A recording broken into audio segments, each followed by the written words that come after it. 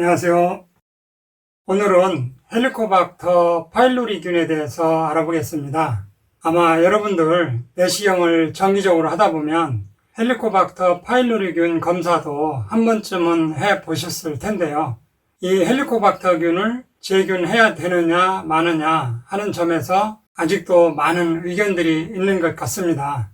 원래 이 헬리코박터균은 1893년에 처음 발견되었는데 그 당시에는 별 관심이 없었고 1980년대 들어서서 호주의 베리 마셜 박사가 배양에 성공하면서 연구가 본격적으로 되었어요.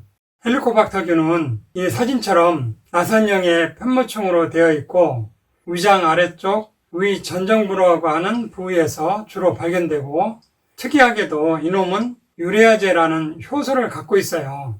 이 유레아제라는 효소가 굉장히 중요한 역할을 하게 되는데요. 우리 위장은 강산으로 설계되어 있다고 여러 번 말씀드렸는데요. 우리가 음식을 먹으면 외부에서 수없이 균이 들어오죠. 이 균들로부터 우리 몸을 보호하기 위해서 위 안쪽에는 강한 위산이 분비되어서 웬만한 균들은 다 살균하도록 되어 있어요. 공복 시에 pH가 0.9에서 1.2 정도로 강산이니까 얇은 면도칼 같은 것도 시간이 지나면 다 녹일 정도인데요. 그런데 어떻게 이 헬리코박터 파일로리균은 이 강산에도 죽지 않고 위장에서 살 수 있을까요? 그것은 바로 앞에서 언급한 유레아제라는 효소 때문이에요.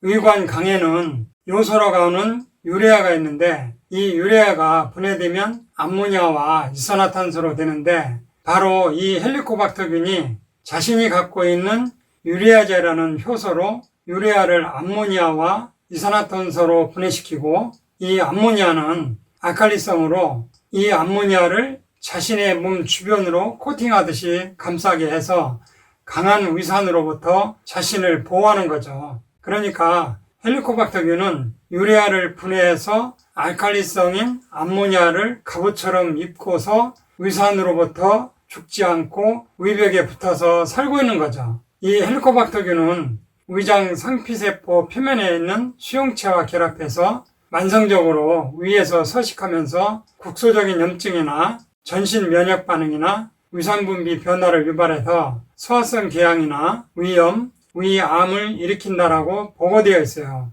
헬리코박터균의 감염 경로를 보면 사람에서 사람으로 감염되는 것이 주된 경로이고 엄마한테서 아기에게 감염되기도 하고 대변이나 구토물 같은 배설물을 통해 감염되기도 하고 치태나 침에서도 간혹 헬리코박터균이 발견되기도 하고 내시경이나 의료기구를 통해서도 의사나 간호사들도 감염에 노출되는 것으로 알려져 있어요. 전체적으로는 사회 경제적 수준이 낮고 밀집된 생활 주거 환경이나 비위생적인 환경, 오염된 식수를 사용하는 개발도상국에서 선진국에 비해 감염 유병률이 높은 것으로 알려져 있어요. 그래서 예전에는 아시아 국가들에서 감염률이 높았었는데 지금은 선진국도 많이 퍼져서 감염률이 폭넓게 퍼져 있는 것으로 보고되고 있어요. 헬리코박터 파일로리균 검사 방법으로는 내시경적 검사 방법과 비내시경적 검사 방법이 있는데요. 내시경적 방법으로는 요소 분해 효소 검사와 조직 검사, 배양 검사로 하는 방법이 있고 내시경을 하지 않고 검사하는 방법으로는 입으로 불어서 하는 요소 호기 검사와 혈전 검사, 대변 내 항원 검사법이 있는데요. 내시경 검사로 하는 것이 정밀도와 특이도를 나타내는 정확도에서 95% 이상 나오기 때문에 가장 표준적인 검사 방법이고 내시경을 할 수 없는 상황이라면 입으로 불어서 하는 요소 호기 검사를 하게 되는데 이 원리는 아까 헬리코박터균이 요소를 암모니아와 이산화탄소로 분해한다고 했는데 요소에 있는 탄소에 방사선 동위원소를 부착시켜서 이것을 먹게 하고 헬리코박터균이 있으면 이산화탄소가 나올 때 동위원소를 부착한 이산화탄소가 검출되어서 알 수 있는 방법인데요. 이것도 민감도가 95% 이상, 특이도가 98% 이상 되기 때문에 매우 효율적인 방법이죠. 현재 병원에서 헬리코박터균을 제균하는 방법을 보면 PPI 근간 3제요법, 비스무스 근간 4제요법, 순차적 요법, 구제요법, 대략 이런 방법으로 하는데요. 내용을 보면 어마무시해요. 우리가 목감기나 염증이 있을 때 쓰는 항생제를 최소 용량으로 2, 3일만 먹어도 위장장애나 설사하거나 하는데 헬리코박터 파일로리 제균법은 항생제를 2배, 3배 고함량으로 그것도 7일에서 14일 정도 쓰는데요. 이 제균요법 했다가 만성 설사로 고생하는 분도 있고 어떤 분은 2, 3일 먹다가 속을 다 훑어내리고 하니까 도저히 못 먹고 중단하는 경우도 있어요. 그래서 여기서 생각해 봐야 할 점이 있어요. 이 헬리코박터 파일로리균을 꼭 제균해야만 하느냐? 그렇지 않아요. 이 균이 소량 존재하는 것이 오히려 점막 면역을 활성화하는 긍정적인 측면도 있어요. 인간은 수백만 년 진화해오면서 여러 균들과 공생하면서 살아왔어요. 피부에도 수많은 상재균이 있어서 피부 점막을 방어해주는 역할을 하고 구강에도 소장, 대장에도 많은 유익균과 유해균이 균형을 이룰 때 건강한 상태를 유지하도록 되어 있거든요.